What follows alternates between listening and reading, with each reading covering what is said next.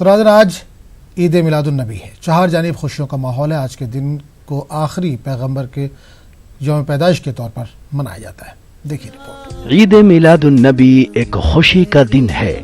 آج 12 ربیع الاول ہے۔ یہ دن ہر سال اپنے نبی آخر الزماں کی ولادت کی مناسبت سے منایا جاتا ہے۔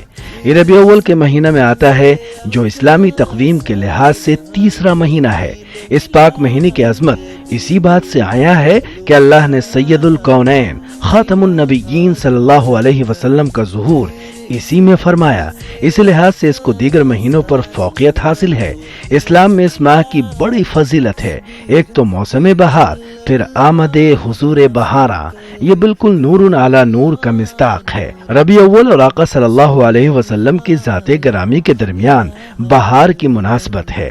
بہار لوگوں کے لیے خوشیاں لاتی ہے، رحمت والی بارشیں لاتی ہے، خزاں کا اثر زائل ہو جاتا ہے، اور یہ تمام صفات ہمارے پیارے مدنی آقا صلی اللہ علیہ وسلم کی ہیں۔ تم آئے تو جہاں بھر میں سویرا کر دیا تم نے، میرے آقا اندھیرے میں اجالا کر دیا تم نے۔ اسی لیے عید میلاد النبی پوری مذہبی عقیدت و احترام سے منایا جاتا ہے۔ نعت خوانی کی محفلیں ہوتی ہیں جس میں علماء کرام حضرت صلی اللہ علیہ وسلم کی ولادت باسعادت، آپ کی ذات مبارکہ اور سیرت طیبہ کے مختلف پہلوؤں پر روشنی ڈالتے ہیں۔ حضور اکرم صلی اللہ علیہ وسلم پوری دنیا کے لیے رحمت بن کر آئے تھے، وہ کسی خاص طبقے کے لیے نہیں آئے تھے۔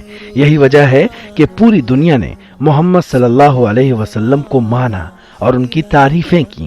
خاص طور پر غیر مسلم شاعروں نے ان کی شان میں نعتیں کہیں۔ نعت کے چند اشعار کچھ یوں ہیں: عشق ہو جائے کسی سے کوئی چارہ تو نہیں، صرف مسلم کا محمد پہ اجارہ تو نہیں۔ کس نے ذروں کو اٹھایا اور صحرا کر دیا، کس نے قطروں کو ملایا اور دریا کر دیا۔